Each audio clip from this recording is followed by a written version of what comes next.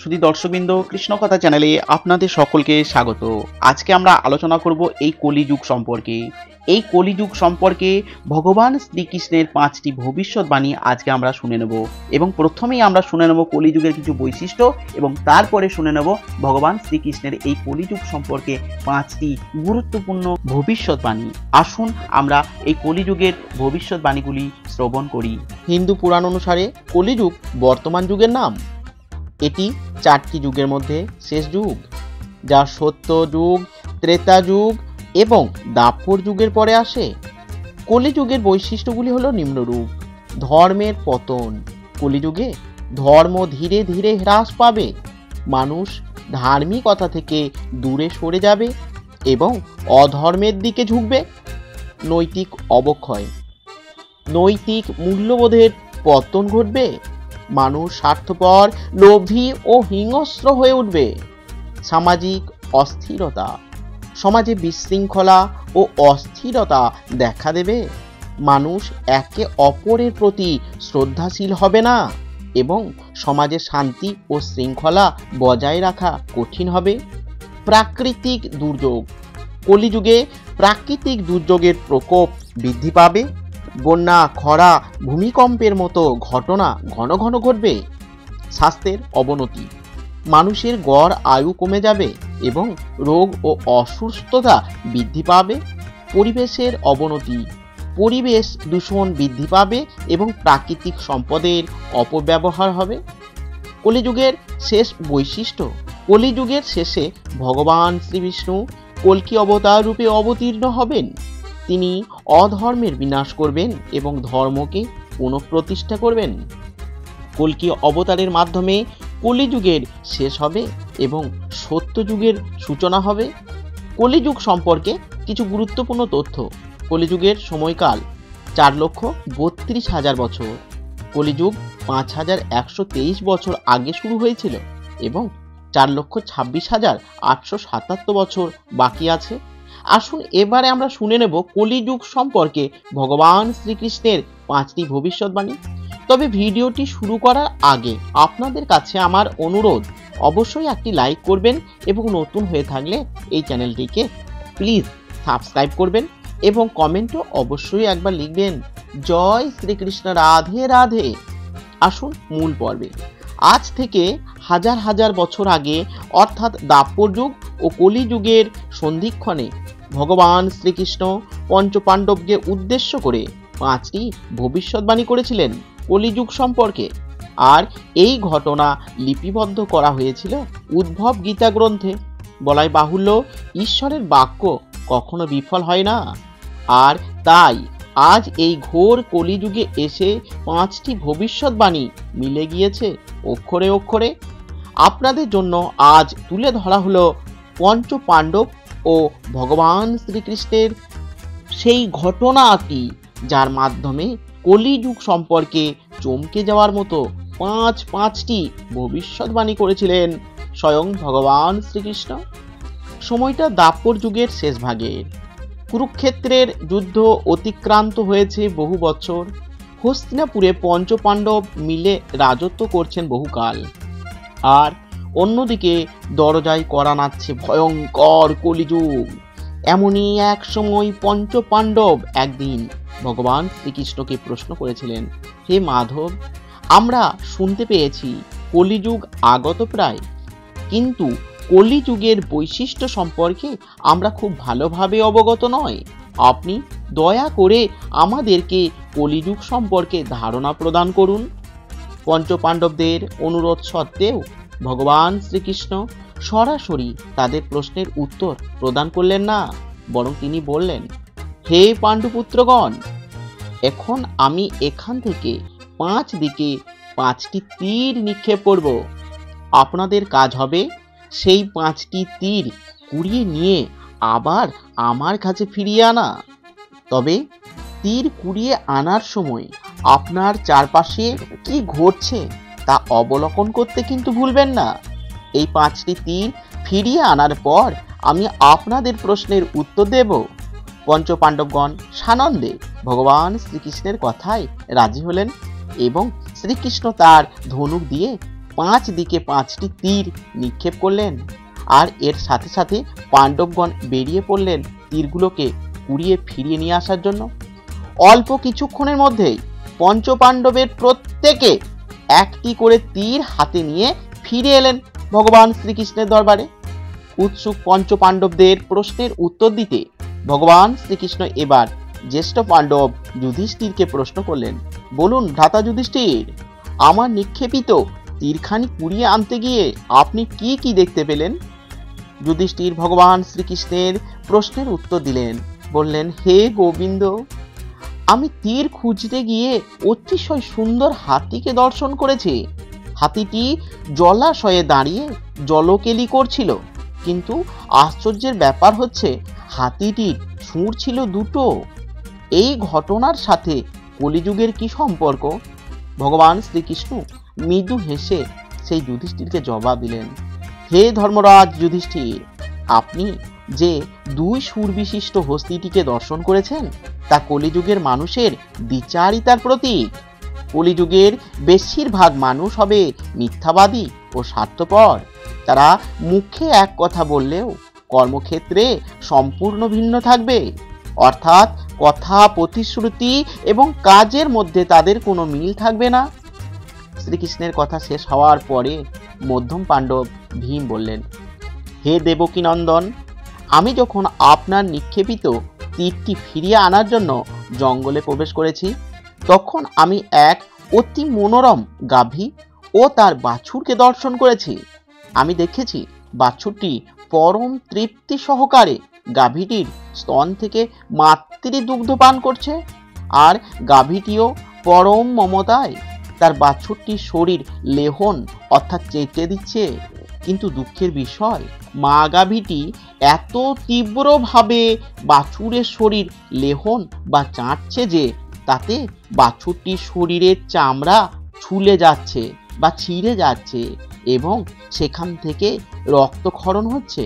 এখন আপনি বলুন কেশব, গোমাতা ও বাছুরের এই কাহিনীর সাথে কলিযুগের সম্পর্ক কি? ভগবান শ্রীকৃষ্ণ আবারও তার সেই ভুবন ভুলানো মোহন হাসি হেসে বললেন, ভ্রাতা ভীম, আপনি যে গাভীটিকে দর্শন করেছেন সেটি কলিযুগের মাতা পিতাদের একটি প্রতীকী রূপ। এই যুগে মাতা পিতা তাদের সন্তানদের প্রতি অন্ধভাবে আসক্ত হয়ে পড়বে এবং তাদের এই অন্ধ স্নেহ ও তাদের অতিরিক্ত ভালোবাসায় তাদের সন্তানদের ক্ষতির কারণ হয়ে উঠবে। এর ফলে সন্তানরা হয়ে উঠবে বিচার বুদ্ধিহীন ও পরনির্ভরশীল এবং এক সময়ে তারা অসৎ পথে গমন করতেও পিছপা হবে না। মোট কথা, পিতামাতার এই অন্ধ স্নেহই আগামীতে সন্তানের স্বাভাবিক ও সুস্থ জীবনযাপনে বড় বাধা হয়ে দাঁড়াবে। অন্যদিকে মা গাভীটি যেভাবে তার বাছুরটির ওপর অতি স্নেহে আসক্ত, তেমনি কলিযুগের পিতামাতাদের তাদের সন্তানদের প্রতি আসক্তি এতটাই বেড়ে যাবে যে পিতামাতা তাদের জীবনের অন্য সব সম্পর্কের প্রতি অন্ধ হয়ে যাবেন। ভীমের প্রশ্নের উত্তর দেওয়ার পর ভগবান শ্রীকৃষ্ণ এবার জিজ্ঞাসু দৃষ্টিতে তাকালেন অর্জুনের দিকে। অর্জুন বললেন, হে মাধব, আপনার নিক্ষেপিত তীর কুড়িয়ে আনতে গিয়ে আমিও এক অদ্ভুত ঘটনার সাক্ষী হয়েছি। তীর অন্বেষণ করতে করতে আমি নদীর তীর ধরে সামনের দিকে এগিয়ে যাচ্ছিলাম। এই সময় নদীতে ভাসমান একটি দুর্গন্ধযুক্ত মৃতদেহ আমার দৃষ্টিগোচর হয়। আমি দেখতে পাই সেই মৃতদেহের উপরে বসে একটি শকুন সেই মৃতদেহের পচা মাংস খুবলে খুবলে ভক্ষণ করছে। তবে অবাক করার মতো ব্যাপার হচ্ছে, সেই শকুনটির 2 ডানার উপরে স্পষ্ট করে লেখা আছে মহাপবিত্র বেদ মন্ত্র। পরবর্তীতে আমি আপনার নিক্ষেপিত তীরখানি কুড়িয়ে ফেরত এনেছি বই কি, তবে সেই বিভৎসতাকে আমি আর ভুলতে পারছি না কিছুতেই। অর্জুনের মনের অবস্থা বুঝতে পারলেন ভগবান শ্রীকৃষ্ণ। তিনি বললেন, হে পার্থ, তোমার দেখা ওই শকুন পক্ষীটি কলিযুগের ভণ্ড সাধকদের একটি প্রতীকী রূপ। কলিযুগে ভণ্ড সাধকের পরিমাণ বহুগুণ বৃদ্ধি পাবে। এই সকল ভণ্ড সাধকদের ধার্মিক, জ্ঞানী ও আধ্যাত্মিক শক্তি সম্পন্ন হিসাবে জগতে খ্যাতি বিরাজ করবে। তবে তাদের প্রকৃত মানসিকতা হবে শকুনের মতো। তারা গল্পবাজ, ধূর্ত ও স্বার্থান্বেষী হবে। তারা বাইরে ধার্মিক বেশ ধারণ করবে, ধার্মিক হিসাবে নিজেকে প্রচার করবে এবং আধ্যাত্মিক শক্তি সম্পন্ন হিসেবে নিজেকে মানুষের কাছে তুলে ধরবে, কিন্তু আসলে তারা হবে শাস্ত্র জ্ঞানে অজ্ঞ। তারা ধর্মকে ব্যবহার করে নিজের জাগতিক স্বার্থ উদ্ধার করবে, অন্যদিকে তাদের অনুসারীদেরকে করবে ধর্মভ্রষ্ট। অর্জুনের প্রশ্নের উত্তর দেওয়ার পর চতুর্থ পাণ্ডব নকুল বললেন, হে যাদব শ্রেষ্ঠ, আপনার নিক্ষেপিত তীর অন্বেষণে গিয়ে আমিও এক অদ্ভুত ঘটনা দর্শন করেছি। তীরের সন্ধানে আমি যখন পাহাড়ের পাদদেশে সামনে দিকে যাচ্ছিলাম, তখন আমি লক্ষ্য করলাম এক প্রকাণ্ড পাথর খণ্ড পাহাড়ের চূড়ো থেকে তীব্র বেগে গড়িয়ে সমতলের দিকে ধাবিত হচ্ছে। পাথর খণ্ডটি এতটাই ভারী ছিল যে পাহাড়ের ওপরের মোটা গাছগুলো সেটাকে আটকাতে পারছিল না। বড় বড় গাছে ধাক্কা খাওয়ার পরে পাথর খণ্ডটির গতি কমছিল না। সব কিছুকে লণ্ডভণ্ড করে পাথরটি প্রচণ্ড গতিতে পাহাড়ের পাদদেশের দিকে এগিয়ে আসছিল, কিন্তু অবশেষে সামান্য একটি লতা গুল্ম জাতীয় উদ্ভিদের গায়ে এসে পাথরটি এমন ভাবে আটকে গেল যে সেটির গতি সেখানেই নিঃশেষ হয়ে যায়। হে যদুকুল শিরোমণি, আমার দেখা পাথরের এই ঘটনাটি কলিযুগের সাথে কিভাবে সম্পর্কযুক্ত তা আমাকে দয়া করে অবগত করুন। উত্তরে ভগবান শ্রীকৃষ্ণ নকুলকে বললেন, হে নকুল, তোমার দেখা ওই পাথর কলিযুগের মানুষের পাপের প্রতীক।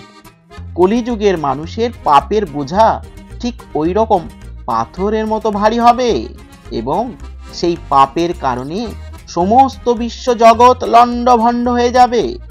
তুমি পাথরটিকে যে বড় বড় গাছগুলোর সাথে ধাক্কা খেতে দেখেছ, সেই গাছগুলো হচ্ছে নানা মত ও নানা পথ। কলিযুগে নানা মত ও নানা পথ বিস্তার লাভ করবে, তবে সেগুলো মানুষের প্রকাণ্ড পাপের বোঝাকে প্রশমিত করতে পারবে না। তবে তুমি যে লতা গুল্ম জাতীয় উদ্ভিদে পাথরটিকে আটকে যেতে দেখেছ, সেটি হচ্ছে হরিনাম, অর্থাৎ কলিযুগের একমাত্র মহামন্ত্র হচ্ছে হরিনাম। অর্থাৎ কলিযুগে একমাত্র আমার শরণাপন্ন হলেই কেবল মানুষ তার পাপের বোঝা থেকে মুক্ত হতে পারবে।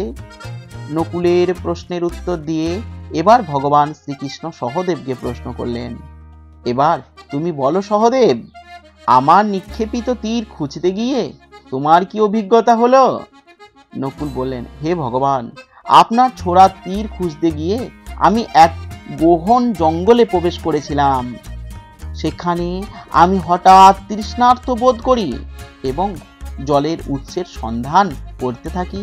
এক পর্যায়ে আমি দেখতে পেলাম জঙ্গলের গহীনে সারি সারি কুয়া। আমি একটি কুয়া থেকে নিজের তৃষ্ণা নিবারণ করলাম, কিন্তু পরক্ষণেই আমি খেয়াল করলাম সবগুলো কুয়ো থেকে জলের ধারা উপচে পড়ছে, কিন্তু একটি কুয়ো একেবারে শুকনো ও জলহীন। হে ভগবান, আমার এই অভিজ্ঞতার সাথে কলিযুগের বৈশিষ্ট্যের কি সম্পর্ক রয়েছে তা আমাকে দয়া করে জ্ঞাত করান। ভগবান শ্রীকৃষ্ণ বললেন, হে সহদেব, তোমার দেখা সেই কুয়োগুলো কলিযুগের মানুষের সামাজিক অবস্থান নির্দেশ করছে। কলিযুগে ধনী ও দরিদ্ররা সবাই পাশাপাশি অবস্থান করবে, তবে তাদের মধ্যে পারস্পরিক কোনো সৌহার্দ্য থাকবে না। সমাজের কোনো দুর্বল বা দরিদ্র মানুষ কখনোই সবল বা ধনীদের কাছ থেকে কোনো প্রকার সাহায্য পাবে না। ঠিক যেমন জলপূর্ণ কুয়োগুলোর জল উপচে পড়লেও শুকনো কুয়োটি তাদের থেকে এক ফোঁটাও জল পায়নি, তদ্রূপ সমাজের বিত্তবানরা নানাভাবে তাদের অর্থের অপচয় করলেও অভাবী মানুষকে কখনো সাহায্য করবে না, বরং সুযোগ পেলে তাদেরকে শোষণ করতেও ছাড়বে না। তো এই ছিল ভগবান শ্রীকৃষ্ণের কলিযুগ সম্পর্কে 5টি ভবিষ্যৎবাণী। শুধু ভক্তবৃন্দ কেমন লেগেছে অবশ্যই কমেন্টে জানাবেন এবং একটি লাইক করবেন, আর নতুন হয়ে থাকলে সাবস্ক্রাইব করবেন। আজ থেকে হাজার হাজার বছর আগে পরমেশ্বর ভগবান শ্রীকৃষ্ণের সেই ভবিষ্যৎবাণীগুলো আজকের দুনিয়ায় কতটুকু সত্য তার বিচারের ভার আপনাদের ওপরেই রইল। তবে এগুলো ছাড়াও অর্জুনকে গীতার জ্ঞান প্রদান করার সময় কলিযুগ সম্পর্কে তিনি আরো বেশ কিছু ভবিষ্যৎবাণী করেছিলেন।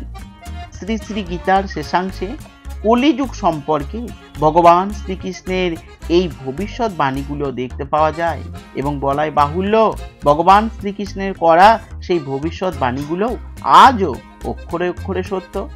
কলিযুগ সম্পর্কে তিনি গীতায় বলেছিলেন, ধর্ম, সততা, পরিচ্ছন্নতা, সহ্য শক্তি, ক্ষমাশীলতা, আয়ু, শারীরিক ক্ষমতা ও স্মৃতিশক্তি সবই কলিযুগে সময়ের সঙ্গে সঙ্গে হ্রাস পাবে।